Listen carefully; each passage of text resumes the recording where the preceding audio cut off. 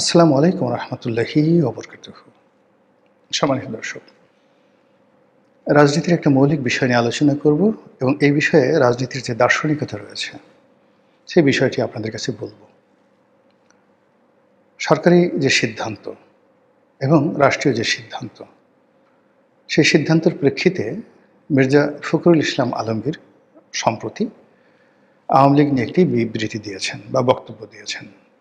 মোদ্দা কথা হলো, আওয়ামী লীগকে যেভাবে ডক্টর মোহাম্মদ ইউনূসের সরকার নিষিদ্ধ করে গেছেন ওটি বহাল থাকবে এবং তিনি যেটি বলার চেষ্টা করছেন যে আওয়ামী লীগকে ছাড়া এই বাংলাদেশে এখন যারা রাজনীতি করছেন তারা তো করেই চলেছেন, অসুবিধা কী?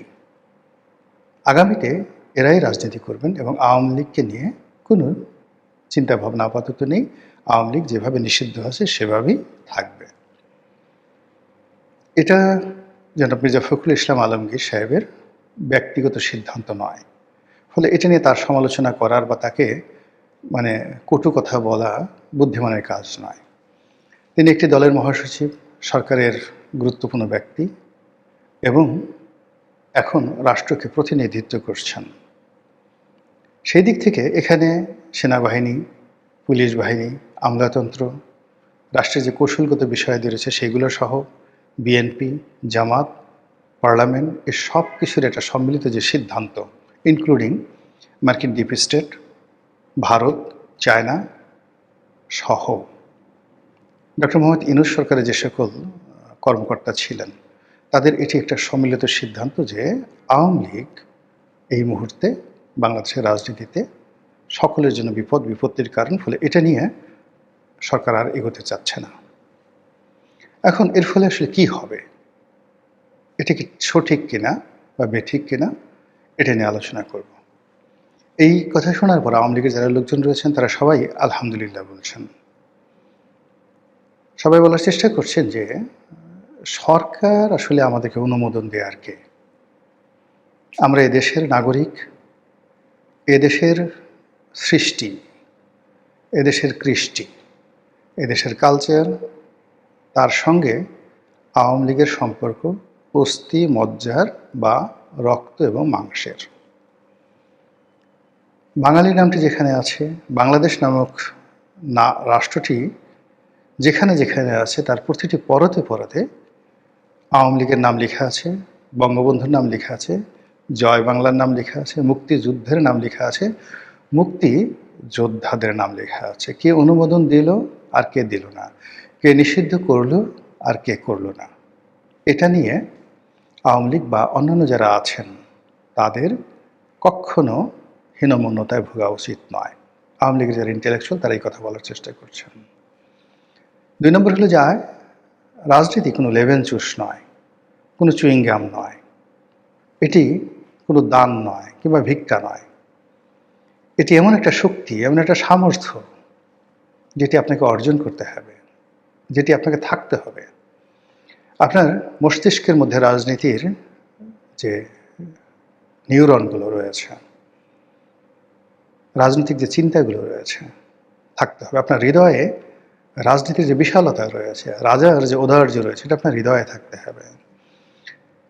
রাজা হওয়ার জন্য, রাজনীতি করার জন্য যে দৈহিক শক্তি দরকার, পরিশ্রম করা দরকার, যে উদ্দীপনা দরকার, এটা আপনার থাকতে হবে। তারপর আপনার কৌশল জানতে হবে, অভিজ্ঞতা থাকতে হবে, দক্ষতা থাকতে হবে এবং চেষ্টা থাকতে হবে। আর এগুলো যখন থাকে তখন হিমালয়ের উপরেও রাজ্য প্রতিষ্ঠিত করা যায়। আর প্রশান্ত মহাসাগরের অতলান্তে সবচেয়ে বড় যে গিরিখাত মারিয়ানা ট্রেঞ্চ, সেই মারিয়ানা ট্রেঞ্চ এখানেও আপনার রাজনীতি করা যায়। মানুষ, আল্লাহ তাকে এত জ্ঞান দিয়েছেন, সে জ্ঞান দিয়ে সে বাঘ সিংহকে বশীভূত করে। তার কথা মতো নীল তিমি ছুটাছুটি করে, তার কথা মতো ডলফিনগুলো চলাফেরা করে, মানুষকে পিঠে চড়িয়ে ডলফিন সমুদ্রে বিচরণ করে, তার কথা মতো সমুদ্রের স্রোত পাল্টে যায়, মানুষের জ্ঞানে আকাশ মেঘাচ্ছন্ন হয়ে যায়। মরুভূমি বনভূমিতে পরিণত হয়ে যায়, বনভূমি মরুভূমিতে পরিণত হয়ে যায়, এই মানুষের জ্ঞান। তো আওয়ামী লীগ, তার যদি জ্ঞান থাকে, গরিমা থাকে, রাজনৈতিক সামর্থ্য থাকে, কারোরই দয়া অনুকম্পা লাগবে না। বরং এক্ষেত্রে দয়া অনুকম্পা যদি পায় কেউ, সমঝোতার মাধ্যমে কেউ রাজনীতি করতে আসে, কারো দয়া করুণায় বা কারো দ্বারা সিলেক্টেড হয়ে নেগোসিয়েশনের মাধ্যমে যখনই কোনো রাষ্ট্র ক্ষমতায় কেউ বসে, তার জীবন শেষ হয়ে যায়, রাজনীতি শেষ হয়ে যায়, তার ভবিষ্যৎ শেষ হয়ে যায়। আওয়ামী লীগ সেই কাজটি করতে চাচ্ছে না। আওয়ামী লীগের অন্যায় হয়েছে, ভুল হয়েছে, গুনাহ হয়েছে, তারা বহুত পাপ করেছে। তারা চায় যে এই বর্তমান পরিস্থিতিতে তাদের মধ্যে অনুশোচনা জাগ্রত হোক। 2 নম্বর হলো তারা তাদের আপন শক্তিতে ঘুরে দাঁড়াতে চায় তারা। 3 নম্বর হলো তাদের শক্তি এবং সামর্থ্য নিয়ে তারা ফিরে আসতে চায়। যদি পারবে ফিরে আসবে, নাহলে আসবে না। কিন্তু যখন আসবে, চারিদিকে আওয়াজ হবে আওয়ামী লীগ আসছে। আওয়ামী লীগের যারা প্রতিপক্ষ তারা বুঝবে আওয়ামী লীগ আসছে, আকাশ বাতাস আওয়ামী লীগের গান গাইবে, প্রকৃতি হাসবে।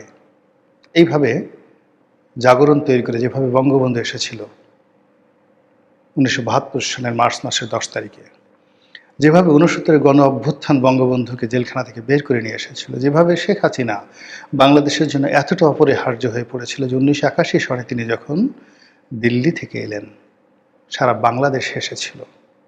আকাশ অঝরে বৃষ্টি বর্ষণ করে এই বাংলাদেশের সমস্ত রাগ, ক্রোধ, ক্ষোভ ঠান্ডা করে দিয়েছিল এবং এই ভূমির যত পাপ ছিল, পঙ্কিলতা ছিল, বিষাদ ছিল, সেগুলো সেদিন সেই যে শেখ হাসিনা এসেছিলেন সেই তারিখ, তার স্বদেশ প্রত্যাবর্তন দিবস, অঝরে এত বৃষ্টি ঢাকা শহরে হয়নি 1981 সনের সেই দিবসটিতে। তারপর শেখ হাসিনার টিকে গেছেন। আবার শেখ হাসিনার চলে যাওয়ার সময় এসেছে, তিনি চলে গেছেন। আবার যদি তার ফিরে আসার সময় হয়, প্রকৃতি জানান দেবে। এটি নিয়ে আওয়ামী লীগের কোনো মাথা ব্যথা নেই। আমার মাথা ব্যথা হলো আমরা যারা বাংলাদেশে আছি, আওয়ামী লীগবিহীন অবস্থায় আছি। আমি জানি, আপনারাও জানেন, যে সমাজে প্রতিযোগিতা নেই এবং যে সমাজে শক্ত প্রতিদ্বন্দ্বী নেই, সে সমাজ কোনো কিছু উৎপাদন করতে পারে না। সে সমাজে মেধার বিকাশ হয় না, মননশীলতার বিকাশ হয় না, এবং সে সমাজ ধীরে ধীরে যেটিকে বলে রুইন্ড, বড় বড় রাজ্য, বড় বড় সাম্রাজ্য প্রতিযোগিতা করতে করতে ক্ষমতার একেবারে শীর্ষস্থানে পৌঁছে গেছে। খ্যাতি, দ্যুতি, অর্থবিত্ত সীমাহীন। আর অমনি তারা প্রতিদ্বন্দ্বী হয়ে বিত্ত বিলাসে একেবারে বিভোর হয়ে যখনই সময় কাটানোর চেষ্টা করেছে, অমনি রাজনৈতিক অভিশাপ, প্রাকৃতিক অভিশাপ এসে সব কিছু 300 বছর, 400 বছর, 500 বছরের যে ডাইনেস্টি তছনছ করে ছেড়ে দিয়েছে। এমনও ঘটনা ঘটেছে, আপনি চিন্তা করুন, পৃথিবীতে উমাইয়া খিলাফত 95 ইয়ার্স, পৃথিবীর 1/3 তারা দখল করে নিয়েছিল উমাইয়ারা, এবং মোহাম্মদ বিন কাসিমের নেতৃত্বে ভারত পর্যন্ত এসেছিল। মুসা বিন নুসাইয়ের নেতৃত্বে উত্তর আফ্রিকা পর্যন্ত চলে গিয়েছিল। এই বংশ যখন মারওয়ান, যখন তাদের শেষ খলিফা ছিলেন মারওয়ান, তাদের শুরুর দিকে একজন মারওয়ান ছিলেন আর শেষের দিকে মারওয়ান। সে মারওয়ানের হাতে শেষ হলো, এবং এখানেই হলো আল্লাহ যেভাবে তৈরি করেন সেভাবে শেষ হয়। এমনভাবে শেষ হলো, পুরো রাজবংশ যারা উমাইয়া বংশের ছিলেন সবাইকে কুটি কুটি করে কাটা হলো, কেবলমাত্র একজনে পুরো বংশের। এই বংশে হয়তো 20,000 লোক ছিল, 30,000 লোক ছিল, সবাই রাজপুরুষ, সবাইকে মেরে ফেলা হলো আবুল আব্বাস আস-সাফফার নেতৃত্বে। আব্বাসীয় যে জাগরণ হলো, বিপ্লব হলো, তার মাধ্যমে উমাইয়াদেরকে সমূলে বিনষ্ট করে দেওয়া হলো। আর একজন মাত্র যুবরাজ সমুদ্র পাড়ি দিয়ে স্পেনে আসতে পেরেছিলেন, তার নাম ছিল আব্দুর রহমান। তো এই প্রতিদ্বন্দ্বিতা না থাকলে এভাবে তৈরি হয়ে যায়। ভারতে একই অবস্থা, মোগল ডাইনেস্টির পতনের পিছনে একই অবস্থা, অটোম্যান ডাইনেস্টির পতনের পিছনে একই অবস্থা। তো সেই দিক থেকে আমাদের যে রাজনীতি, সেই রাজনীতিতে বিএনপির প্রতিদ্বন্দ্বী জামাত নয়, এনসিপি নয়, বিএনপির প্রতিদ্বন্দ্বী আওয়ামী লীগ না থাকলে বিএনপি শেষ হয়ে যাবে, যেভাবে বিএনপিকে দুর্বল করতে গিয়ে আওয়ামী লীগ শেষ হয়ে গেছে। সাম্প্রতিক সময় চায়নাতে অনেকগুলো কোম্পানি তৈরি হয়ে গেছে, যে কোম্পানিগুলোর কোনো প্রতিদ্বন্দ্বী নেই, সারা দুনিয়াতে নেই। একটা কোম্পানির দেখলাম যে তারা তাদের প্রতিদ্বন্দ্বী সৃষ্টি করার জন্য $20 বিলিয়ন, মানে আমাদের যে রিজার্ভ আছে এই মুহূর্তে প্রায় সেই রিজার্ভের সমপর্যায়ে $20 বিলিয়ন, মানে বাংলাদেশি টাকায় প্রায় 2.5 লক্ষ কোটি টাকা তারা বিনিয়োগ করেছে যেন তাদের প্রতিদ্বন্দ্বী তৈরি হয়। বিভিন্ন কোম্পানি তারা তৈরি করেছে, প্রযুক্তি দিচ্ছে যেন বিশ্ব গ্লোবাল মার্কেটে ওই কোম্পানির প্রতিদ্বন্দ্বী তৈরি হয়ে যায়। এই হলো মানে সারভাইভ করার যাকে বলা হয় পদ্ধতি। ইস্ট ইন্ডিয়া কোম্পানির মতো কোম্পানি যারা কোনো প্রতিদ্বন্দ্বী রাখেনি, আজকে ইস্ট ইন্ডিয়া কোম্পানি কোথায়? শত চেষ্টা করে তাদেরকে বাঁচিয়ে রাখা যায়নি। তো এখন এই যে আমাদের রাজনীতিতে যে আওয়ামী লীগ নাই, আওয়ামী লীগবিহীন যে রাজনীতি, এটি বিএনপির জন্য মরণ কাটা হবে, বিএনপির জন্য মানে গলার দড়ি হয়ে যাবে। এর কারণ হলো যে জামাত এবং বিএনপি যদি প্রতিদ্বন্দ্বিতা করে, এক্ষেত্রে বিএনপি ছোট হবে, জামাত বড় হবে। 80 বছরের একটা বৃদ্ধর সঙ্গে আপনি ধরেন 30 বছর বা 20 বছরের একটা তরুণীকে বিয়ে দেন, তরুণী দেখবেন অল্প কয়েকদিনের মধ্যে বুড়ো হয়ে গেছে। আবার 60 বছর বা 80 বছরের একটা বুড়ির সঙ্গে 20 বছরের একটা যুবকের বিয়ে দেন, ও যুবক একইভাবে বৃদ্ধ হয়ে যাবে। আমাদের গ্রাম অঞ্চলে দেখবেন যে সকল বুল ফাইট হয়, ষাঁড়ের লড়াই হয়, ষাঁড় তার নিজের গ্রামের বাইরে গিয়ে মাতব্বরি করতে পারে না, অন্য গ্রামে গিয়ে যখনই তাকে ফাইটে নিয়ে যাওয়া হয় সে পরাজিত হয়ে আসে। ওর একটা নির্দিষ্ট জায়গা আছে, অধিক ক্ষেত্র আছে। দ্বিতীয়ত হলো যে ওর একটা প্রতিদ্বন্দ্বী রয়েছে, ও সমপর্যায়ের প্রতিদ্বন্দ্বী না হলে সে ফাইট করতে পারে না। তার চেয়ে যে বড় তার সাথে ফাইট করতে পারে না, তার চেয়ে যে ছোট তার সাথেও ফাইট করতে পারে না, এবং একটা সময় তাকে কুরবানির পশু হয়ে যেতে হয়। তো সেই দিক থেকে বাংলাদেশে ধরেন মুসলিম লীগ এত বড় হয়ে গেল, তার সঙ্গে ফাইট করার কোনো শক্তি ছিল না। পরবর্তীতে দেখা গেল যে যুক্ত ফ্রন্টের অধীনে ছোট ছোট রাজনৈতিক দল, যেভাবে আজকে জামাতের 11 দল হয়েছে, যুক্ত ফ্রন্টটা ঠিক ওই রকমই ছিল। শুধুমাত্র সেখানে একজন বয়োবৃদ্ধ যে মানুষ আনা হয়েছিল, শেরেবাংলা একটা ফজলুল হক, এবার যদি 11 দলে ডক্টর কামাল হোসেনকে নেওয়া হতো তাহলে পরিস্থিতিটা ঠিক ওই 54 যুক্ত ফ্রন্টের মতোই হতো। তো সেই যুক্ত ফ্রন্টের কাছে মুসলিম লীগকে পরাজিত হতে হয়েছিল। তো এই কারণে হয় কি, সারা দুনিয়াতেই রাজনৈতিক দলগুলো নিজেদের স্বার্থে তাদের প্রতিদ্বন্দ্বীকে তারা বাঁচিয়ে রাখে।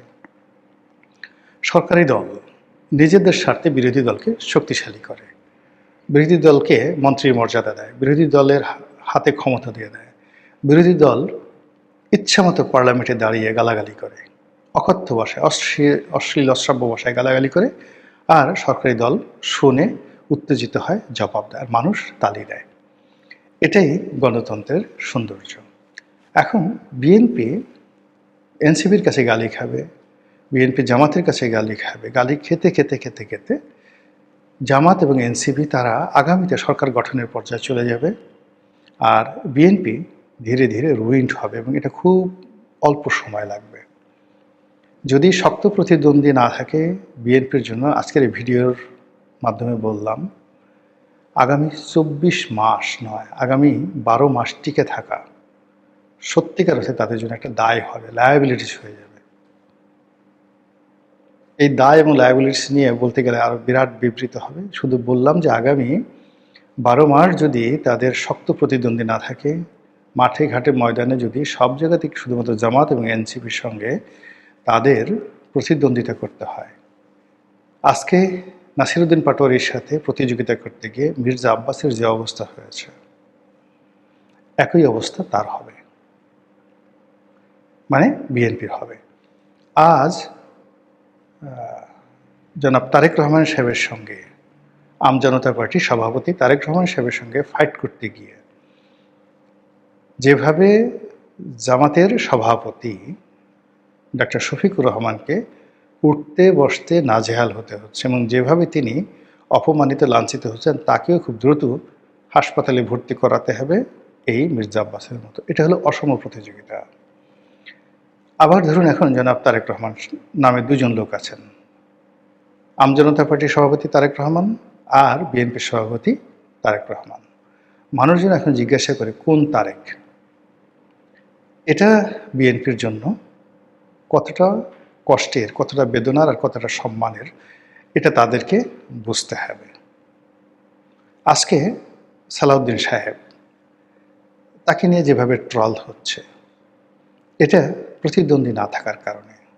আর যদি প্রতিদ্বন্দ্বী থাকতো তাহলে বিএনপির মধ্যে সালাউদ্দিন সাহেবের মতো এরকম আরও 100 জন সালাউদ্দিন সাহেব তৈরি হয়ে যেতেন। প্রতিযোগিতা এমন একটা ব্যাপার, আপনি যখন আঘাতপ্রাপ্ত হবেন আপনার ভিতরকার সমস্ত যোগ্যতা এটা প্রকাশিত হয়ে যাবে, উদ্ভাসিত হয়ে যাবে। তো যেহেতু প্রতিযোগিতা নাই, ফলে যে যার জায়গাতে থেকে শুধু ততটুকু কাজ করবে যে কাজটি না করলে নয়, একান্ত নিজের জন্য সেই কাজগুলো করবে। এতে করে মেধার বিকাশ হবে না, এতে করে লড়াই করার, ফাইট করার যে শক্তি, হিম্মত, এটা কখনো তৈরি হবে না। মহান আল্লাহ আমাদের সবাইকে বুঝার তৌফিক এনায়েত করুন। আসসালামু আলাইকুম ওয়া রাহমাতুল্লাহি ওয়া বারাকাতুহু।